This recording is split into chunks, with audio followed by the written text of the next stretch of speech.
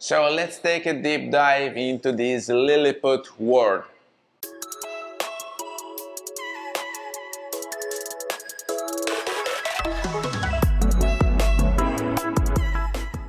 Hello everybody, welcome back to the channel. Thomas Love here from beautiful Vancouver, British Columbia, and today I wanted to give it a try with macro photography. I wanted to challenge both myself and our camera because that's so easy and simple to switch to macro with the Leica Q2. You just need to turn the switch on the lens and you're ready to go. So there are a zillion things that are interesting once you go down to macro because the pattern, the way things are built, and also the little animals and insects here and there. So it's a totally different world to challenge yourself and to witness. And so let's start with photography, and then eventually we can move on and record some videos with these animals. Despite we're not having the insect recognition, we will not have AF tracking. So I will using my abilities to manual focus on the subjects that we want to portray, and eventually using some spot AF when you are that tiny down there. But let's see together what results we can get from this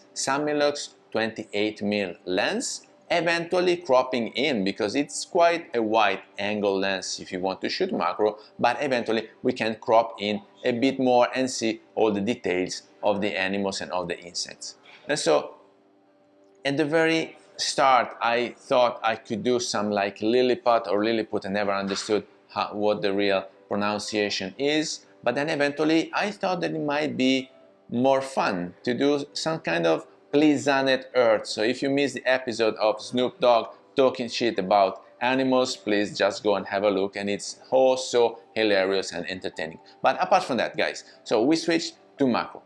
All the other things that are valid for shooting with this mirrorless beautiful camera, that are the 28mm f1.7 aperture, OIS, autofocusing, 47 megapixel, these are all valid. The glass, the E-mount f1.8 glass, it's still beautiful.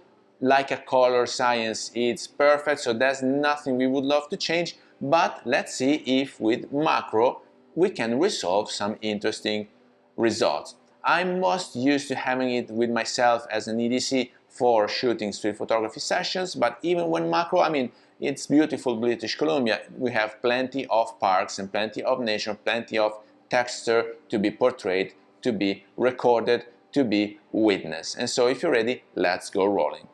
So super easy. I started with some patterns, and so I used the shallow depth of field because I wanted to see what the patterns show with micro details. And so moving to go very closer to it, here I'm in capture 1. And as you can see, this is simply beautiful. You can see all the details of the wood.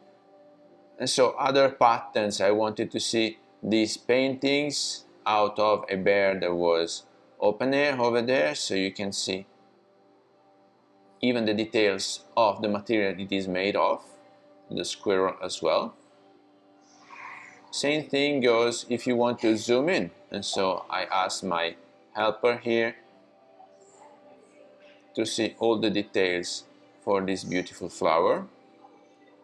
And then again on patterns, wood first. I don't know why these marks are on that piece of wood, and so eventually we can also zoom in. Now I don't know if you can see how beautiful is playing with the light, because you have the reflections here on the main surface, but also the flowers are getting the light, and so you can zoom in and see all the details of the petals. This is due to the availability of the 47 megapixel that we have in our camera.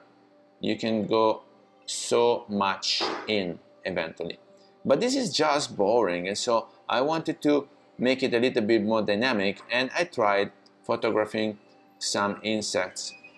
So here we have another detail. As you can see, with this beautiful lens we can have a bokeh effect, and so seeing all the details of the flower. That would be the full picture, and then if you want to zoom in and reframe, you can do it as much as you want with this 28mm E-mount. And then I was targeting some animals, some insects, and then guys, this would be the full image because I didn't want to approach that much in order to bother the animals, but then if need be you can also zoom in and reframing, and as you can see all the details are preserved thanks to this micro shooting.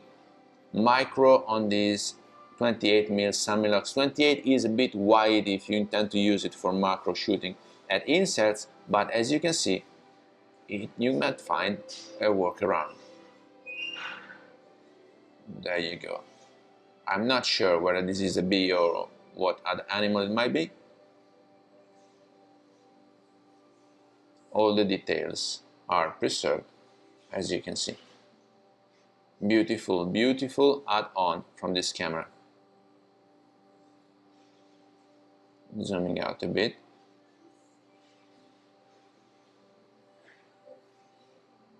And then eventually I found another animal. There you go. How beautiful.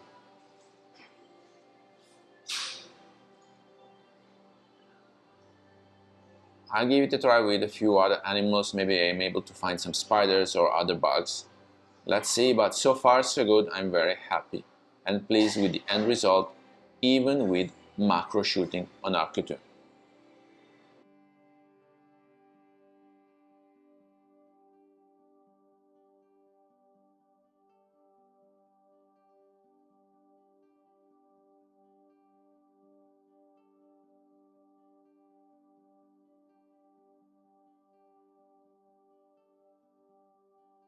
So it was very interesting to see how this camera is able to resolve the thing, and it's not a surprise that they kept this macro switch on the lens also in the Leica Q3 because it adds so much value to every situation you might be willing to witness. If it's always with you as an EDC, it is good to have autofocusing if you need to record videos, but it's also very good to have a macro lens always with you with this kind of definition. And so thank you Leica for that. Leica Q2 is still super valid choice also in 2023. And with that, I hope you got some value out of this video. If you did, please remember to like it, share it on your social media, subscribe to the channel so you won't miss the new videos to come. And I guess I will see you later. Thank you. Bye bye.